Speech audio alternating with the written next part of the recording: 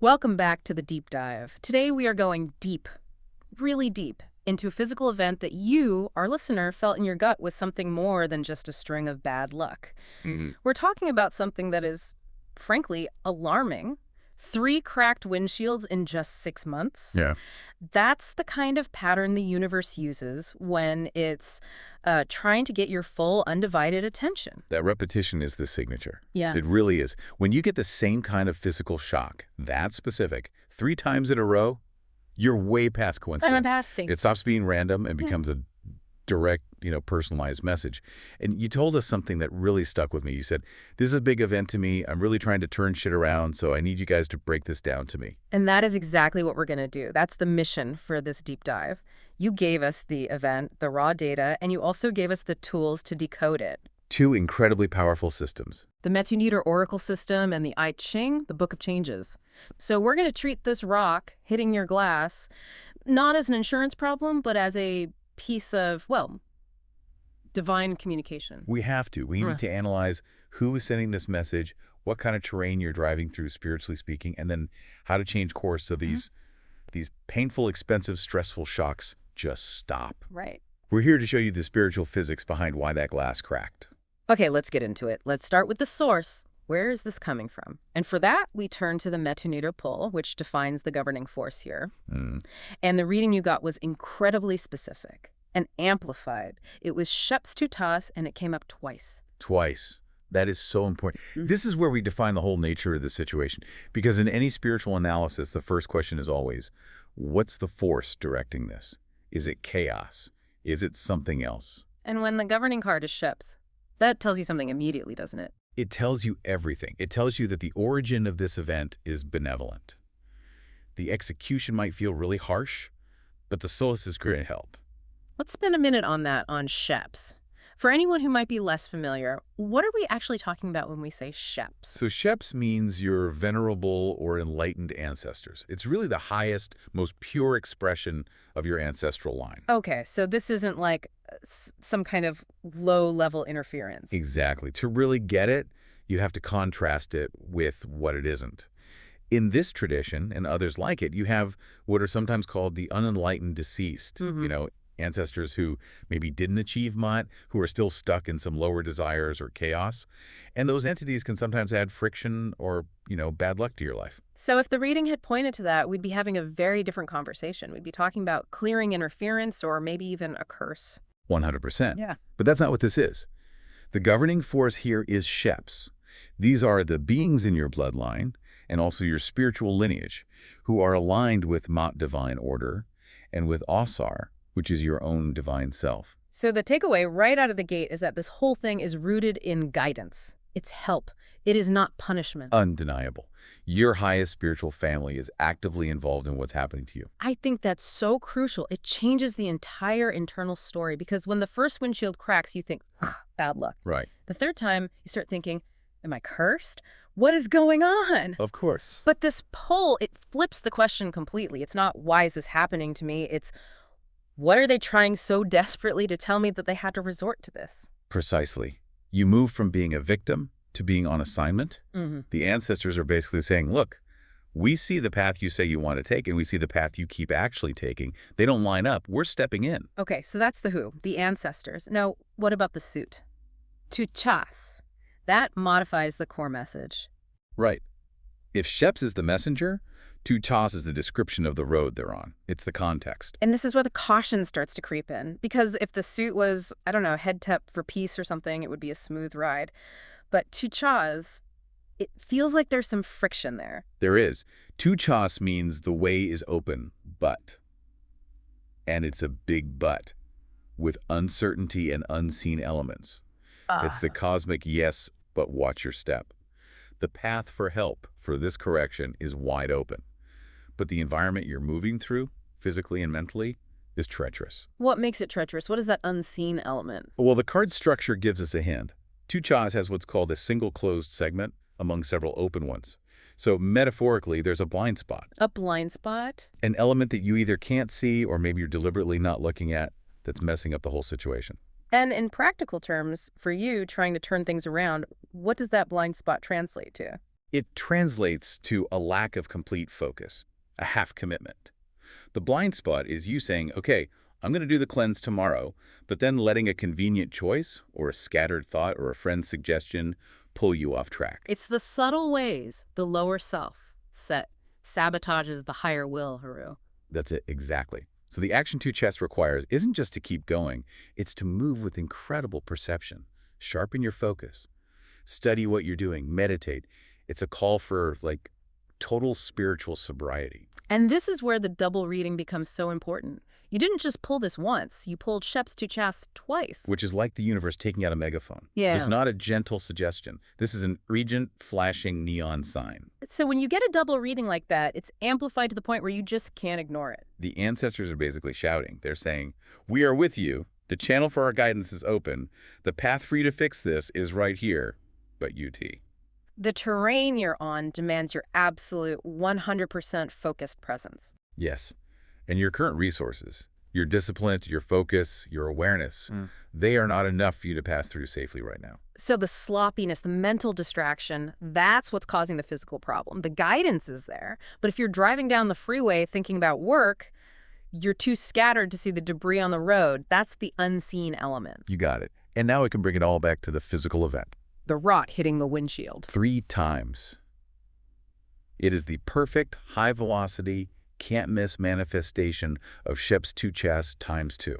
It is the ultimate attention grabber. You're moving through your Geb sphere, the physical world, your car, your body, the road, and this outside force just smacks you. So we can say with certainty now, this is not bad luck. This is an ancestral interruption.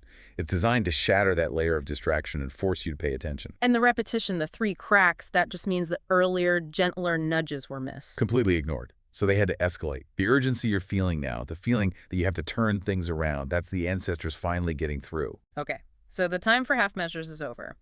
Let's move to the second system, the I Ching, which should give us the roadmap for what to do next. Exactly. The I Ching confirms the pattern, and then it gives you the prescription for how to deliver yourself from it. And the reading you got was hexagram 40, deliverance, with changing lines 4 and 5 leading to hexagram 29, the abysmal.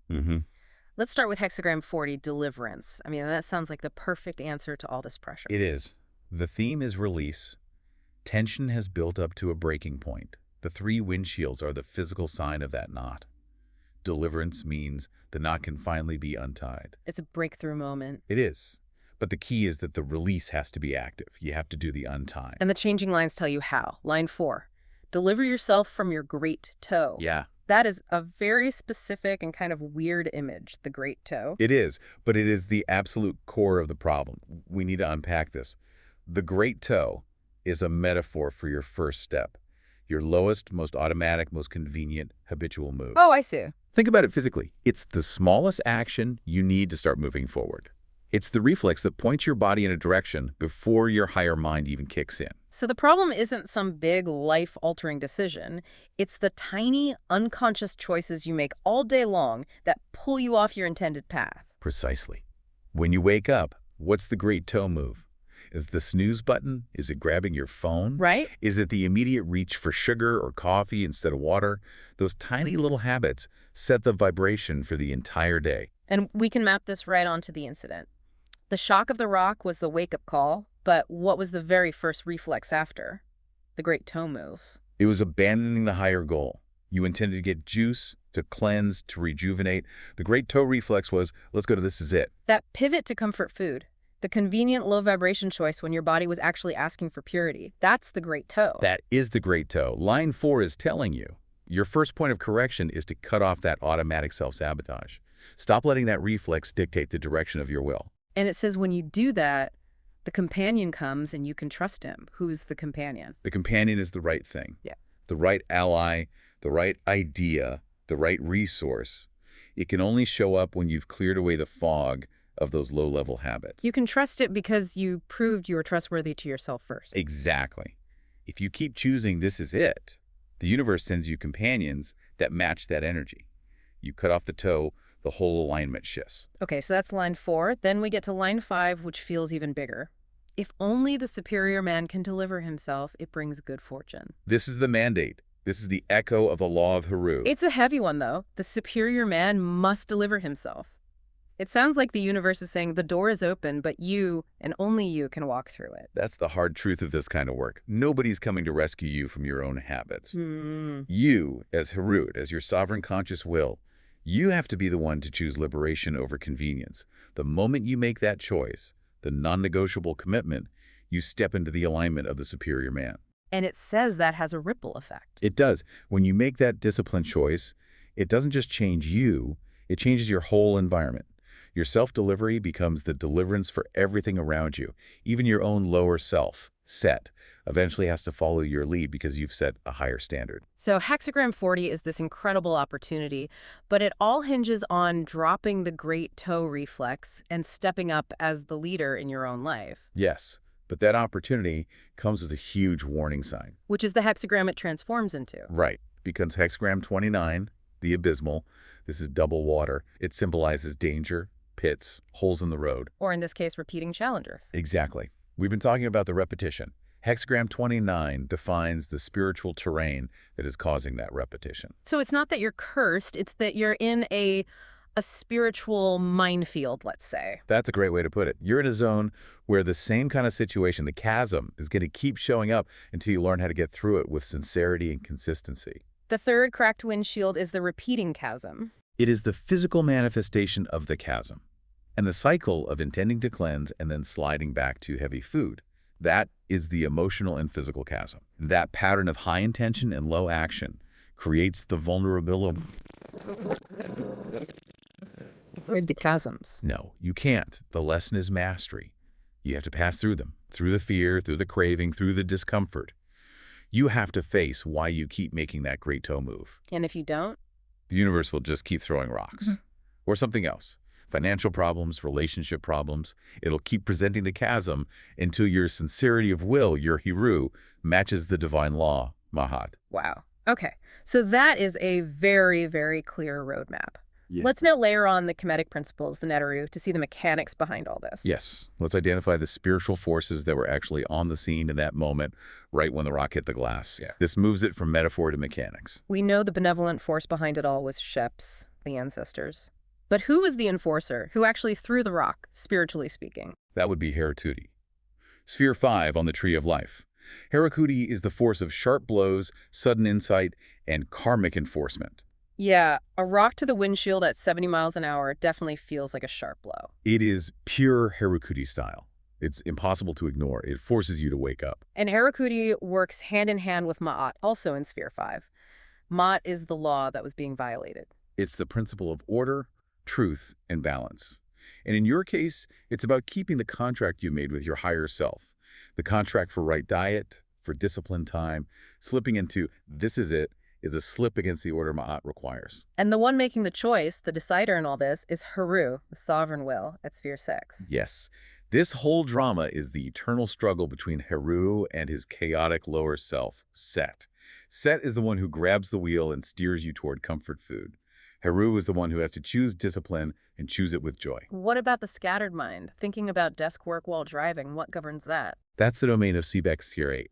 Seebeck is the rational mind, analysis. When it's undirected, it just scatters your mental energy everywhere, creating that two-chas blind spot. Which leads to consequences in the physical world, which is Deb, Sphere 10. Right. Geb is the car, the road, the windshield, your body. The damage always shows up in Geb because it's the most dense, most visible point of feedback. The ancestors have to strike Geb to get Heru's attention. And all of this is happening because of the pressure from within, from the highest principles, Amen and Asar. They are your true divine identity, the unshakable peace and limitless potential within you. The ancestors are working on their behalf, just trying to remind you, you know better. You are better than this great toe reflex. So let's look at the specific laws of Ma'at that were in play here, starting with the law of Amen. The law of Amen says you are created in the likeness of a peace that nothing can disturb. That rock, the shock, the anxiety, that was a direct threat to your fundamental peace. So the correction is meant to restore that peace by getting rid of the chaotic patterns. Exactly. Which brings us to the law of Osar. This is the law that kills the victim mindset. How so? It states that all experiences, even the ones that feel terrible, are happening for you. They are designed to give you wisdom and power. So the 3 cracked windshields aren't happening to you, they're happening for you, to give you the wisdom to stop sabotaging yourself. That's it. It's a gift of wisdom wrapped in broken glass. Then there's the law of Ma'at itself, which is about order. Right diet, right use of time. Your body is a temple. Your time is sacred. Slipping into the easy path, the great toe reflex, is a failure to honor that divine contract. Which brings us to the law of Harakuti. This is the tough one. This is the anti-victim law. The universe isn't random. The repeated shocks are a direct result of your patterns. Your scattered focus and your compromised discipline are literally attracting these physical events. You control the consequences by controlling your alignment. And finally, the law of Heru, which is about choice. It says you have the power to ignore all this divine law, but you don't have the right because you're only hurting yourself. You have to choose alignment joyfully. That's the self-delivery from hexagram 40. Okay. You asked us to break it down, and I mean, this is a deep, deep breakdown. The universe is clearly taking your desire to change very, very seriously. It is. So now let's synthesize it all. Let's put the story of that day together. Let's reconstruct the narrative. It started with that conflict between your intention and your reality. Your intention was high vibration, Ardens Garden, health, rejuvenation, Amashiast. But your reality was scattered. Your mind was at your desk, not on the road. Seebeck was running wild. Creating that Tuchas blind spot, and that misalignment is what pulled the trigger. Bam! Rock hits the windshield. That's the moment. Hirakuti, on behalf of Sheps, strikes Geb. The message couldn't be clearer. If your gentle intention won't focus you, a sharp shock to your reality will. A divine interruption, and right after that comes the test. The cousin calls. The timing is never an accident. The ancestral channel opens right at the moment of shock, and the conversation is immediately about discipline versus indulgence. Heru versus Set. The universe literally handed you the counsel you needed in that moment. It did. But the shock and the counsel, they weren't enough to override the habit. The lower self, Set, won that round. And that led to the default choice. This is it. The name of the restaurant becomes the perfect metaphor for the whole pattern. Wow. The lower self, the great toe, just says, this comfort, this stagnation, this is good enough, this is it. It was a complete failure to execute the self-delivery that hexagram 40 demanded. So when we put it all together, what's the final diagnosis? The ancestors are trying to deliver you from a deep pattern of half-commitments and lower self-indulgence. And they're using physical shocks in your physical world to get the job done. And the warning from hexagram 29 is the consequence. If you don't consciously and consistently choose Heru, the pits in the road will keep appearing. It might not be a windshield next time. It could be your finances, your career, your health. The pattern is the same. So the core shift you have to make is to stop seeing these as random dramas and start seeing them as direct feedback on your diet, your focus, your time, your will. Yes. When you make that shift, you stop chasing temporary comfort and you step into Matap. Peace born from right order. And that peace isn't shaken by a rock because your internal state is solid. Okay. We have the map, we have the diagnosis. Now for the most important part, the actionable steps. How do you actually turn shit around? I need a threefold correction. We have to address your inner mindset, your physical and ancestral engagement, and your focus. Let's start with the inner work, the mindset. First, you have to move from victimhood to wisdom. You have to stop asking the set question, why is this happening to me? And start asking the Asar Law question. Which is, what are my Sheps and Harakuti trying to cut off for me? What pattern ends today? That immediately puts Heru back in the driver's seat. and to answer that, you have to be brutally honest with yourself. Yes. Look at where you're driving distracted. Look at where you say you're going to change something, and then you don't follow through with action. You have to identify all the forms of the great toe in your life. And that leads right into the Heru mandate from the I Ching. The superior man must deliver himself. This has to become one non-negotiable Heru decision. It can't be up for debate, because if it is, the great toe wins again. Give us some concrete examples of what that looks like. If it's about diet, the decision is, for the next 40 days, I am a person who only eats clean food and juices. Period. End of discussion. No exceptions. No exceptions. If it's about distraction, when I'm in the car, I am 100% focused on driving. My work can wait. Or, to address this incident head on, when my intention is the juice bar, I go to the juice bar. Period. It has to be that clear, that measurable, that absolute. Okay, step 2. Engaging with the ancestors and the physical world. Since Sheps came up twice, that channel is wide open. but you have to consciously engage with it. So how do you do that? You turn that cracked windshield from a trauma into a conversation starter. Before you drive, before you eat, just take a moment, a simple affirmation. Tua Ushepsu Tuchas. Great ancestors, I welcome your guidance. Help me keep my will aligned with Mohat right now. I like that. Now, what about the immediate physical safety part from hexagram 29, the dangerous road? First, fix the glass. Immediately. Show respect for your physical reality. But then, go deeper. Review your driving habits. Are you always tailgating? Are you always in a lane behind gravel trucks? Hexagram 29 demands precision in the face of danger. You have to make practical, gub-level changes. And then there's the diet, the slip against Mahat. You need a simple structure that Haru can actually maintain. Complexity is Seth's playground, so make it simple. Monday to Friday, strict juice and clean food, no exceptions. Saturday can be your flexible day, but even that meal has to be a conscious choice, not a default reflex. And you can seal that with a hikau, an affirmation. Yes. As you're drinking the juice, as you're preparing that clean meal, affirm it. I choose ma'at from my body. Joy comes from alignment, not from abuse. You're reprogramming yourself to find pleasure in order. Okay, third part of the correction, focus and time. The scattered Seebeck mind. You have to address the I should be at my desk thought. That scattering of energy is what creates the blind spot. The fix has to be structural. It does. You block out specific non-negotiable hours for desk work. That's a Haru decision. And when you are on the road, you are on the road. Full presence is the only way to see the unseen things and navigate the pits of hexagram 29. The warning is simple. Don't plan your life from the freeway. That's the habit that leads you straight into the chasm. Structure your time so you can be fully present in whatever you're doing. So we have the commitment, the support, the blueprint. How do we anchor all this? The sources suggest an integration practice. Yes, a tool for self-mastery. We're talking about a hikau, a specific sound key, in this case, on fring. And what does that do? It's used in the Metu Nidar tradition to master fear and anger, and to align with Haru and Hirakuti. Since fear and a sharp blow are at the center of this, it's the perfect tool. So what's the practice? Keep it simple. 3 steps. 1, sit down before you go out or before you face a temptation. Just get still. 2, breathe and softly repeat the hikau ong ring. Or you could use the affirmation we built. Nukuru my will serves mod. Okay. And step 3. Visualization. This is where you use your mind to program your reality. See yourself driving, glass intact, calm and alert. See yourself actually at Ardens Garden, drinking the juice, feeling that health.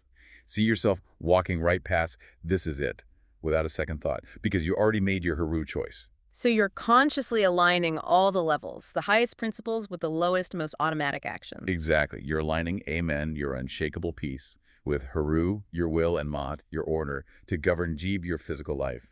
That is how you choose deliverance and learn to navigate the difficult terrain. That's how you stop the great toe from running your life. All right, let's bring it home. To summarize this incredibly DF message from the sources.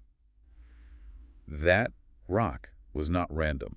It was your Sheps, your enlightened ancestors, working through the sharp corrective energy of Hirakuti to deliver a direct message to your Haru will. And that message is? The way is open for you to succeed, but you absolutely must free yourself from those reflexive, convenient, great toe decisions. If you don't, the danger, the detours, the repeating frustrations of hexagram 29 will just keep showing up in your physical life. You came to us because you said you're really trying to turn things around. The oracles have given you the exact blueprint. It requires that active choice, the superior man delivering himself. Step into that Ma'at Hetep, that peace born from order, and make that Haru commitment unshakable. And here's the provocative thought we want to leave you with. The level of commitment required to get out of these repeating chasms suggests that the next logical step is to seal your decision with a real physical commitment. The sources point to zooming in on just the diet and fasting part and building a formal, Mott-based 30 or 40-day protocol. That kind of sustained, non-negotiable action is what shows the universe and your ancestors that your will is now truly sovereign. That sustained commitment. That's the ultimate act of self-delivery. Now go make that choice and watch the chasms disappear from your road.